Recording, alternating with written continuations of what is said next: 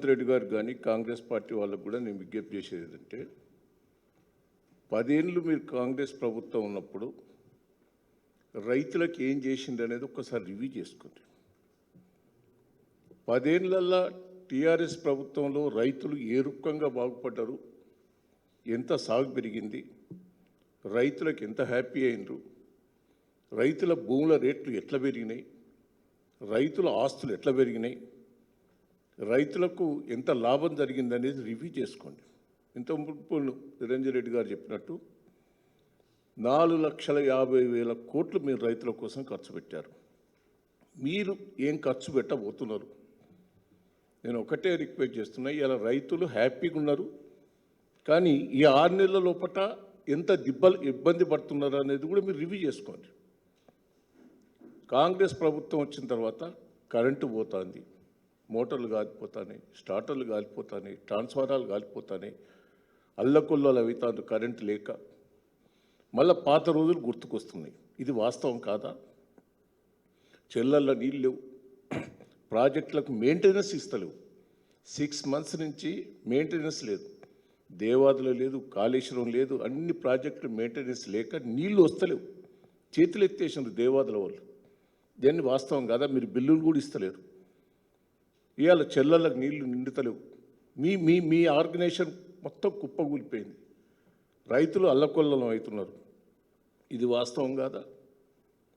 ఆ రోజు కేసీఆర్ గారు చెల్లు బాగు చేసి, చెక్ డ్యాములు కట్టి, ప్రాజెక్టులు పెంచి, 24 గంటల కరెంట్ ఇచ్చి, రైతుకు పెట్టుబడి ఇచ్చి, ఎన్నో తీర్ల ప్రతి గింజ కొన్నా.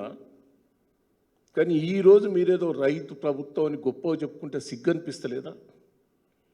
ఈ రుణమాఫీ అన్నావు, నువ్వు 15వ తారీఖు వరకు ఏం చేస్తున్నావు? ఆగస్టు 15కు ఒకసారి రికార్డు తీసుకో. మొత్తం ఆ స్కీమ్స్ అన్నీ ఇంప్లిమెంట్ చేస్తా ఉన్నావు. నీ బోకస్ మాటలు కావా? ఆ రుణమాఫీ మీద కూడా రైతు మంది మీద ఒక షరతు పెడతావు, రుణమాఫీ మీద ఒక షరతు పెడతావు. అన్ని లింకులు పెట్టి ప్రజలను మోసం చేసే ప్రయత్నం చేయకుండ్రి. పార్లమెంట్ ఎలక్షన్ల ముందేం మాట్లాడావు, అసెంబ్లీ ఎన్నికల ముందేం మాట్లాడారు, ఎన్నికలు అయిపోయిన తర్వాత ఏం మాట్లాడుతున్నావు? దయచేసి ఇప్పుడు రైతుల పరిస్థితి ఘోరంగా ఉన్నది. విత్తనాలు దొరకక, ఎరువులు దొరకక ఎనడని వచ్చిందా 10 ఏళ్ళ పీరియడ్లో? విత్తనాలు దొరకలేదని ఒక మాట వచ్చిందా? ఎరువులు దొరకలేదని ఎక్కడన్నా మాట వచ్చిందా? ఒడ్లు కొంటలేరనే మాట ఎక్కడన్నా వచ్చిందా? తడిచిన ఒడ్లను కూడా కొన్నాం. ఇవాళ ఎంత గోసపడుతున్నారండి? ఒక్కసారి మీరు ఆలోచించండి. కేసీఆర్ గారు దూరదృష్టితోటి పామాయిల్ తోటలు పెట్టి సబ్సిడీలు ఇచ్చి తెలంగాణ రాష్ట్రం ప్రతి జిల్లాకు ఒక ఫ్యాక్టరీ శంకుస్థాపన చేస్తే 6 నెలల బట్టి వాళ్ళకి సబ్సిడీ లేదు. పామాయిల్ అన్నీ తీసేసుకొని దున్నుకుంటారు. పామాయిల్ ఫ్యాక్టరీలు ఎక్కడ కూడా మొదలు కాలేదు. ఇక ఫ్యాక్టరీలు మొదలు కాకపోతే ఇక పామాయిల్ కూడా కొంటోళ్ళు లేడని మొత్తం దున్నేస్తాను. సిగ్గనిపిస్తలేదా? ఇంకేదో రైతు ప్రభుత్వాన్ని గొప్ప చెప్పుకుంటున్నారు మీరు. దయచేసి నేను ఒక్కటే రిక్వెస్ట్ చేస్తున్నా, ఇప్పటికైనా ఏదో మీ 6 months లోపటే మిమ్మల్ని అనాలని కాదు, మీ మాటలను చూసిన తర్వాత మేము అనవలసి వస్తాను. ఇప్పటికైనా మీరు రైతులకు వ్యతిరేకంగా మీరు పనిచేస్తున్నారు, రైతులు ఇబ్బంది పడుతున్నారు.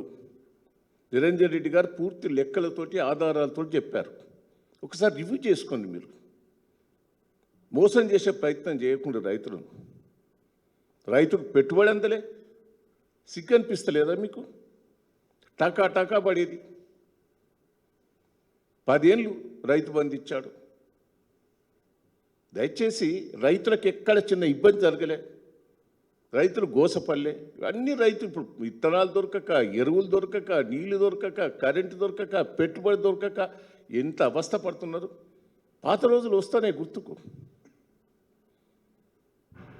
నేను రేవంత్ రెడ్డి గారిని అడుగుతా, కాంగ్రెస్ ప్రభుత్వంలో మాతో నువ్వు ధర్నా చేయలే? ఇక్కడ ఇదే ప్రెస్ మీడియా వాళ్ళు విత్తనాల కోసం ధర్నా చేసినావు, ఒడ్లు గుంటలేరని ధర్నా చేసినావు, నీళ్లు లేక వెళ్ళిపోయినావు, కరెంటు మోటార్లు కాలిపోతానే, స్టార్టర్లు కాలిపోతానే ధర్నా చేసినావు.